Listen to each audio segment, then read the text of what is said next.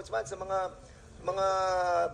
Bureau of Immigration, na mga empleyado nila na sukang-suka na sa nangyayari sa loob.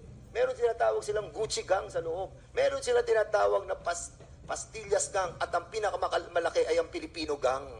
Pipino gang. Dahil mga peking Pilipino. Mr. Chairman, pakita niyo yung yung nirecognize nilang mga, saan ka naman nakakita, Mr. Chairman? 60 years old. 60 years old. Ha?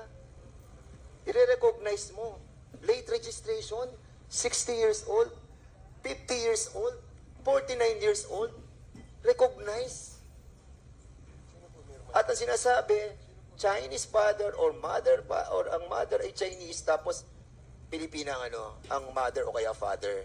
And then, kukuha ng birth certificate na late registration, makikita nyo yan. Yung mga nandyan, 60, 50,